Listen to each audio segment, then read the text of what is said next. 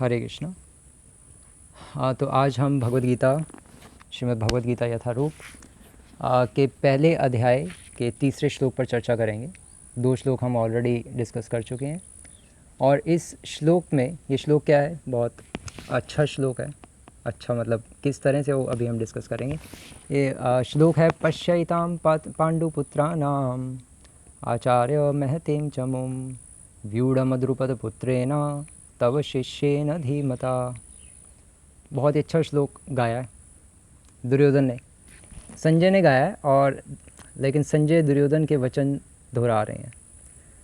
तो ये जो श्लोक है, इसके द्वारा दुर्योधन क्या बोल रहा है? दुर्योधन बोल रहा है कि पश्यैताम, कि हे द्रोणाचार्य, पश्यैताम पांडुपुत्राणाम आचार्य महते चमु।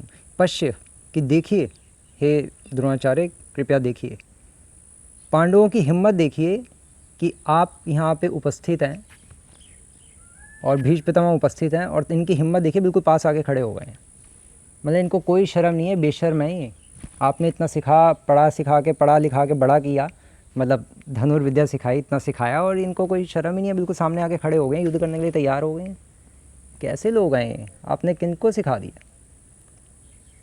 और फिर वो कह रहे हैं कि पश्यैताम पांडुपुत्राणाम आचार्य, पांडुपुत्राणाम आचार्य, कि हे द्रोणाचार्य, दुर्योधन के कहने का आशय ये है कि पांडुपुत्राणाम आचार्य, कि आप पांडुपुत्रों के आचार्य हैं, मेरे आचार्य नहीं हैं, क्योंकि आप उन्हीं से आसक्त हैं। खासकर अर्जुन तो आपका सबसे प्रिय शिष्य है, और आप उन्हीं को हमेशा, उन्हीं की साइड लेते रहे हैं, हमेशा उनको सिखाते रहे हैं, उनसे आप आसक्त भी हैं पांडवों से। इसलिए मुझे थोड़ा डर भी है कि आप पता नहीं युद्ध सही से करेंगे नहीं करेंगे। तो आप अल्टीमेटली वो टॉन्ट ही कर रहा है इस पूरे श्लोक में। सभी आचार्य, श्री प्रभुपाद भी लिख रहे हैं, सभी आचार्य ऐसा ही लिख रहे हैं कि उसका पूरा जो मूड है वो टॉन्ट करने का है। और फिर दुर्योधन कह रहा है कि पश्यैताम पांडुपुत्राणाम आचार्य महतीं चमुं। पश्यैताम, पश्य मतलब देखिए, एताम मतलब इसे, इस सेना को।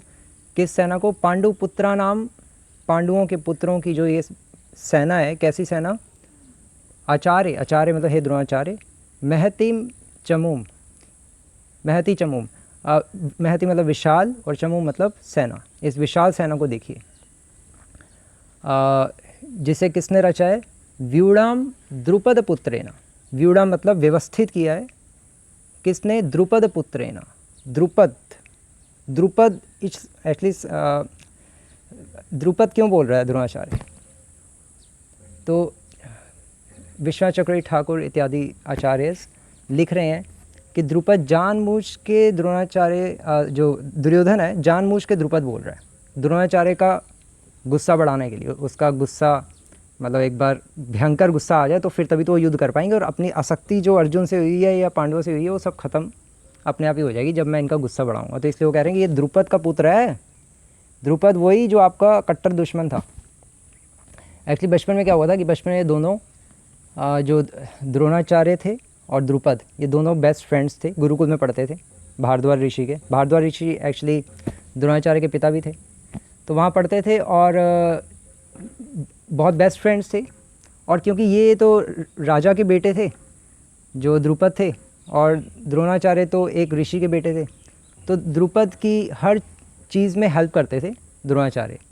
उसके कपड़े धो देते थे, उसके बर्तन मांज देते थे, अगर उसकी बर्तन मांजने की बारी होती थी गुरुकुल में, आश्रम में, तो इस तरह से हेल्प करते रहते। तो द्रुपद ने प्रॉमिस किया था कि द्रोणाचार्य को कि मैं जब बड़ा होऊंगा, तो जब मुझे राज्य मिलेगा अपने पिता के मरने के बाद, तो मैं आधा राज्य तुझे सौंप दूंगा, क्योंकि तू मेरा बेस्ट फ्रेंड है और तुमने मेरी बहुत हेल्प की है।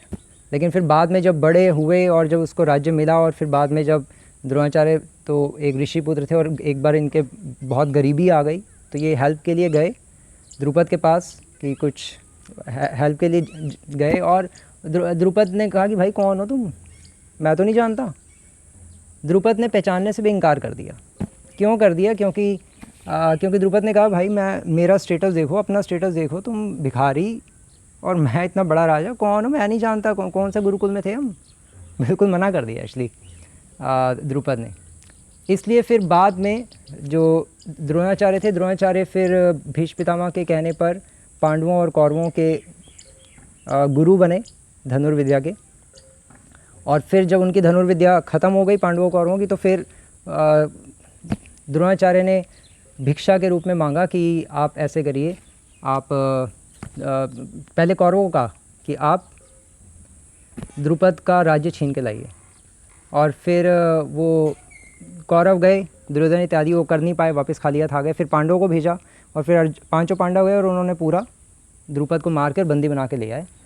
और फिर चलो द्रुपद को तो वापस भेज दिया द्रोणाचार्य ने, लेकिन द्रोणाचार्य ने आधा राज्य फिर छीन दिया। और फिर द्रुपद ने प्रतिज्ञा ली कि मैं द्रोणाचार्य को छोड़ूंगा नहीं। और फिर द्रुपद मतलब द्रौपदी के पिता, तो इसलिए जो द्रुपद थे, द्रुपद ने फिर यज्ञ किया और उस यज्ञ से उनको एक द्रौपदी पैदा हुई और एक द्रुपद और एक पुत्र पैदा हुआ जिसका नाम था धृष्टद्युम्न।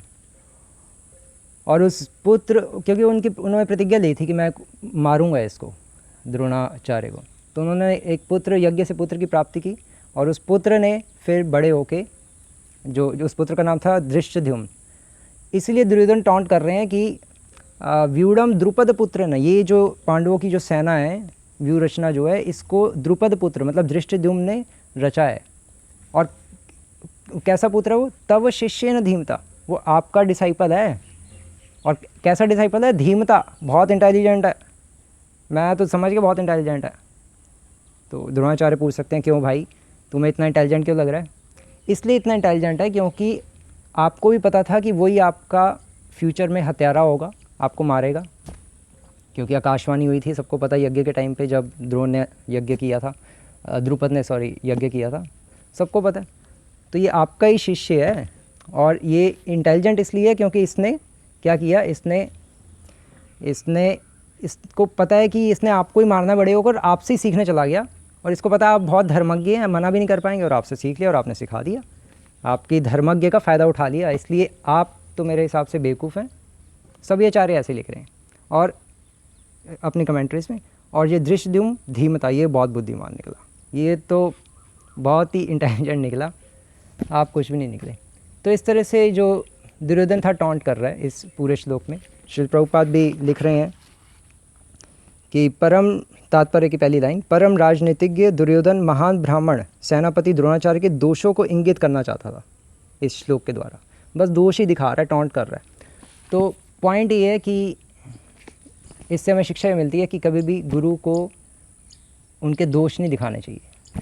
गुरु कहे दिन तो दिन, गुरु कहे रात तो रात, ये सिद्धांत है। हो सकता है गुरु कभी कोई ऐसा ऑर्डर दे जो हमें गलत लगे, लेकिन तब भी हमें उसको एज इट इज़ फॉलो करना चाहिए। आप कहोगे नहीं हम तो ऐसे ही हैं, हम तो गुरु कहें दिन तो दिन, गुरु कहें रात तो रात, हम तो ऐसे ही हैं, हम कोई दुर्योधन जैसे थोड़ी ना है। दुर्योधन तो गंदा कली का अवतार था। लेकिन नहीं, हम सब भी दुर्योधन से बढ़ के ही हैं, बहुत गंदे। कलयुग में तो सब गंदी आत्माएं आती हैं हमारे जैसी। क्योंकि हम कहें कि हमने कुछ, हम तो गंदे नहीं हैं, हम तो अच्छे हैं, हम तो ऐसा कभी भी टॉन्ट नहीं कर सकते अपने गुरु को।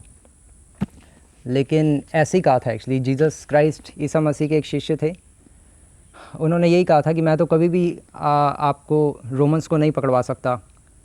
तो जीसस ने कहा था कि नहीं, तुम ही मुझे पकड़वाओगे। और जब वो मुझे पकड़ के लेके जा रहे होंगे और तुम ही कहोगे कि मैं तो पहचानता नहीं, ले जाओ इसको। और हुआ भी ऐसे ही। और वल्लभाचार्य के एक डिसाइपल थे, मैनेजर थे वो, तो मठ के अध्यक्ष थे। और उनको कुछ वल्लभाचार्य की बात सही नहीं लगी, उन्होंने वल्लभाचार्य, तो वल्लभाचार्य की उनको कोई बात सही नहीं लगी, उन्होंने वल्लभाचार्य को निकाल दिया आश्रम से कि आप चले जाओ जी यहाँ से, आश्रम हम संभाल लेंगे, क्या कुछ भी बोलते रहते हो।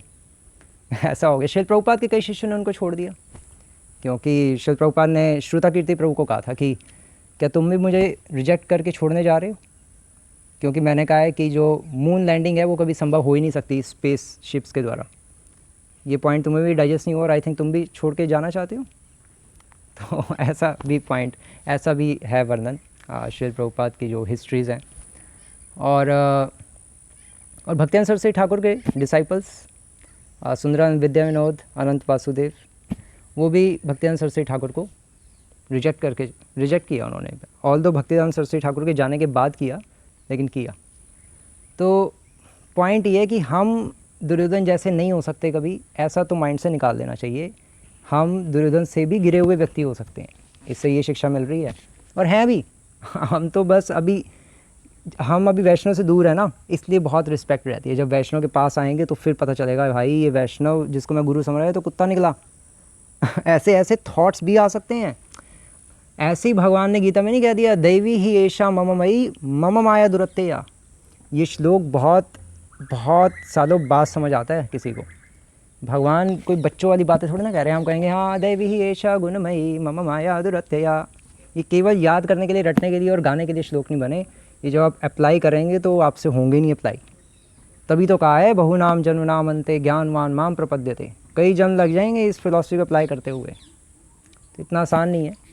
अब आप पढ़ेंगे इस श्लोक को तो चीज़ें काफ़ी समझ आएंगी। हरे कृष्णा। श्री प्रभुपाद की जय।